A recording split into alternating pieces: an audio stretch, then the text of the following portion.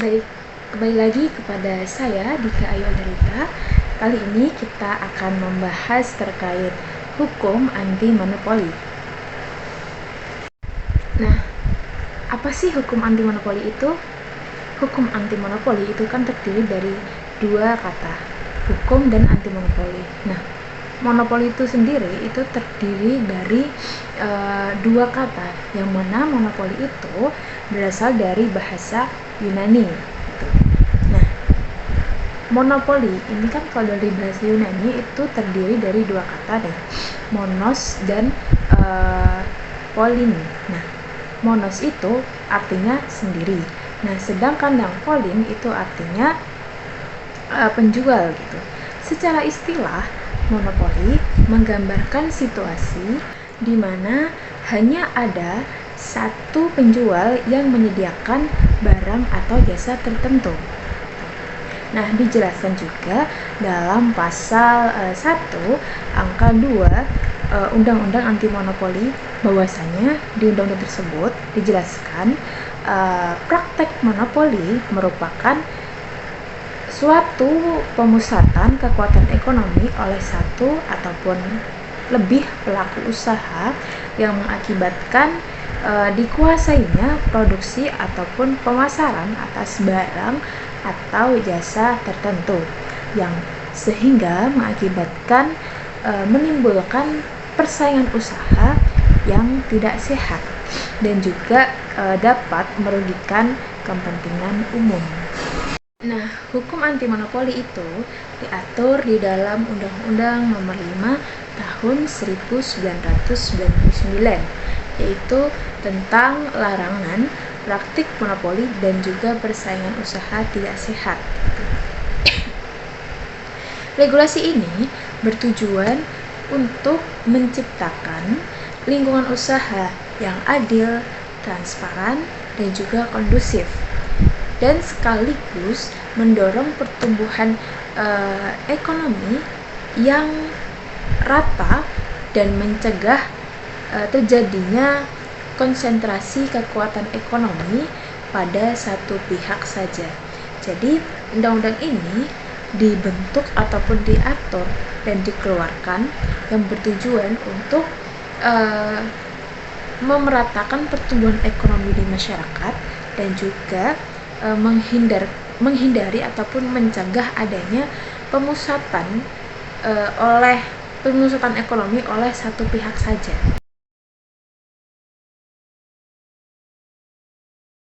Baik, lalu apa sih tujuan dari dibentuknya hukum anti monopoli gitu?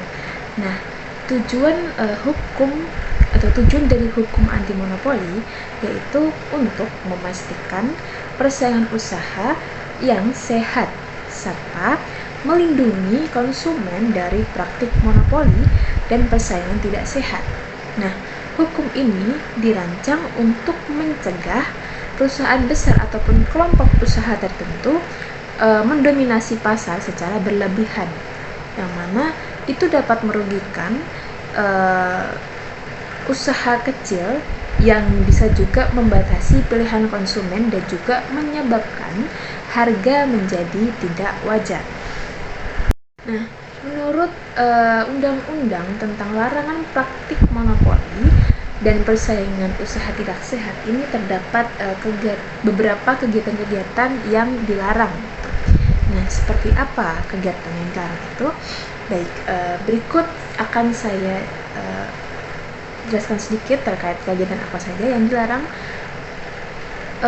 Yang dilarang menurut atau berdasarkan undang-undang tentang larangan praktik monopoli dan juga persaingan usaha tidak sehat. Yang pertama itu ada monopoli, yang kedua kegiatan monopsoni, dan yang ketiga itu kegiatan penguasaan pasar, yang keempat adalah persekongkolan, dan yang kelima yaitu posisi dominan, keenam yaitu jabatan rangkap, dan yang ketujuh yaitu pemilikan saham, yang terakhir yaitu penggabungan, peleburan, dan juga pengambil alihan. Nah, itu tadi beberapa kegiatan-kegiatan yang dilarang berdasarkan undang-undang praktik monopoli dan juga persaingan usaha tidak sehat. Baik, selanjutnya kita akan membahas terkait korelasi ataupun hubungan antara hukum anti monopoli dengan hak kekayaan intelektual. Nah, kita berbincang sedikit mengenai dunia persaingan usaha ya. Nah, bayangkan nih dunia tanpa persaingan. Semua produk yang kita gunakan mungkin hanya dibuat oleh satu perusahaan saja. Nah, perusahaan itu bisa seenaknya menaikkan harga atau mengurangi kualitas produk dari yang dihasilkan perusahaan tersebut, karena tidak ada pesaing yang bisa menyaingi mereka, sehingga mereka dengan seenaknya menurunkan kualitas ataupun memainkan harga dengan kemauan ataupun kehendak perusahaan tersebut gitu. Nah, ini yang perlu dicegah oleh hukum anti monopoli gitu. Hukum ini bertujuan untuk menjaga agar dengan banyaknya perusahaan yang bersaing itu diharapkan bersaing secara sehat, sehingga kita sebagai konsumen itu bisa mendapatkan produk dengan harga yang wajar dan juga kualitas yang baik.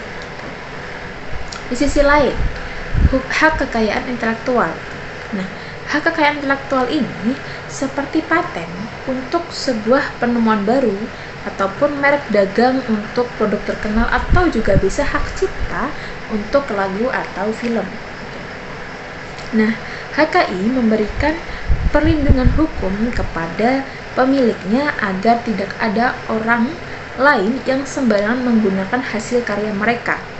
Nah, dengan adanya HKI ini, para pencipta itu termotivasi untuk terus berinovasi karena mereka tahu hasil karya yang dihasilkan oleh mereka itu akan dilindungi. Nah, lalu apa sih hubungan antara kedua cabang hukum ini gitu kan? Nah, hubungan antara cabang kedua ini terkadang hak kekayaan intelektual itu menjadi alat untuk melakukan monopoli. Misalnya, sebuah perusahaan nih memiliki paten untuk obat tertentu. Nah, jika perusahaan ini tidak mau memberikan lisensi patennya kepada perusahaan lain, maka hanya produk obat dari perusahaan tersebut yang menguasai pasaran.